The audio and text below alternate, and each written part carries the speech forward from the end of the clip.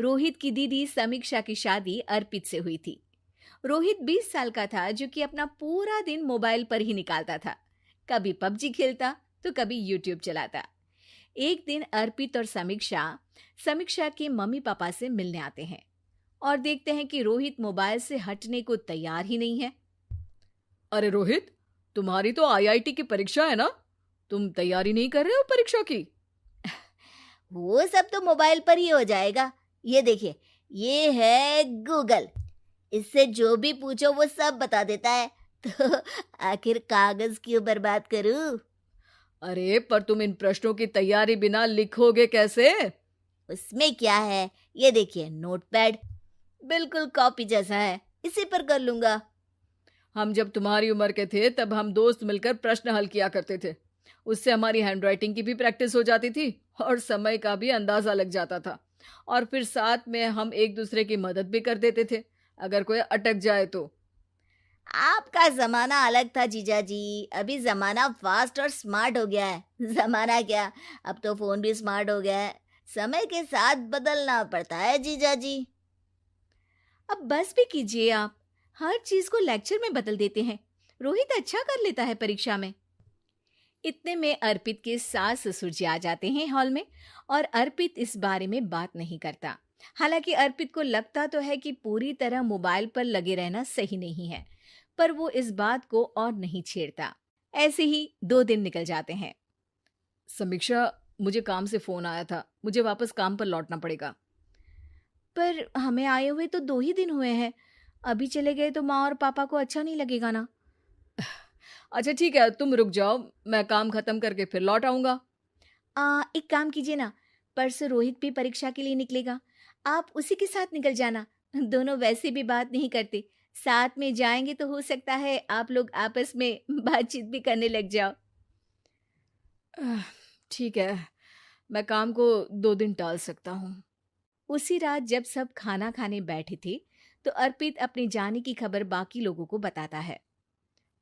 मुझे काम के लिए वापस जाना होगा। अरे बेटा, पर अभी तो तुम आए हो, इतनी जल्दी चले जाओगे? नहीं माँ जी, समीक्षा यहीं रहेगी और मैं जल्दी काम खत्म करके वापस आ जाऊंगा। अब ठीक है, काम भी जरूरी है। वैसे कब निकलोगे बेटा? 2 दिन में।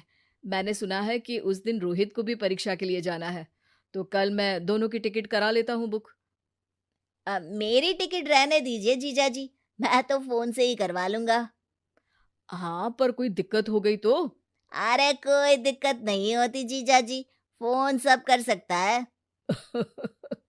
हमारे फोन के रिचार्ज से लेकर टीवी का रिचार्ज सब रोहित यही फोन से बैठे बैठे कर देता है। अब ये नई चीज तो हमारे समझ के परे है, पर अच्छा है कि रोहित जानता है। हमारी मेहनत इतनी कम हो गई भाई। हाँ, पर अगर टिकट नहीं मिली तो? अर्पित की बात पूरी होने से पहले ही बिजली चली जाती है। अरे ये क्या हो गया, आपने बिजली का बिल भर तो दिया था ना? अरे नहीं, मैं तो भूल गया था। अरे टेंशन मत लो माँ। देखा जीजा जी, आप बिजली का बिल भी भर सकते हो, समय बदल गया है। एक बार फिर अर्पित इस बात पर बहस नहीं करता। अगले दिन जाकर अपनी टिकट करवाता है और पैकिंग कर रहा होता है, जब शाम को अचानक से रोहित के चिल्लाने की आवाज आती है। नहीं, प्लीज प्लीज हो जा, ऐसा मत कर यार, प्लीज हो जा। अरे क्या हो गया रोहित? दीदी, सर्वर हैंग हो गया, मेरे टिकट मेरी टिकट नहीं हो पाई दीदी। क्या मतलब टिकट नहीं हो पाई? इतने में वहां रोहित के मम्मी और पापा भी आ जाते हैं। अरे क्या हो गया? माँ, मेरा टिकट नहीं हो पाया, सर्वर डाउन हो गया। अरे पर तूने तो बोला था कि हो जाएगा। हो जाता है, पर अब क्या करूं, ये क्या हो गया? अब कल की तो कोई बस भी नहीं है, ना ही अब टिकट मिलेगी ट्रेन की कल के लिए। मुझे तो कोई रास्ता नहीं दिख रहा। अब फिर लगता है मेरा ये साल बर्बाद हो जाएगा। घर पर एकदम से दुख का माहौल छा जाता है और सब रोहित को डांटते हैं, पर इतने में अर्पित वहां आ जाता है। आप सब रोहित को क्यों डांट रहे हैं? आपने ही तो उसे बढ़ावा दिया था ना। लेकिन इसकी लापरवाही के कारण इसकी परीक्षा छूट जाएगी। इसने तो हमसे कहा था कि टिकट हो जाएंगे। हे भगवान, अब क्या होगा? चिंता करने की कोई बात नहीं है। मैंने एक एक्स्ट्रा टिकट करवा ली थी। मैं समझता हूँ कि मोबाइल हमारा ही काम आसान करने के लिए है, पर उस पर ही पूरी तरह से निर्भर होना तो गलत बात है ना। रोहित टिकट को देखकर बहुत खुश हो जाता है और जोर से जाकर अपने जीजाजी के गले लग जाता है। सॉरी जीजाजी, मुझे आपकी बात ध्यान से सुननी चाहिए थी, पर थैंक यू सो मच। हाँ बेटा, तुमने तो इसका भविष्य बचा लिया।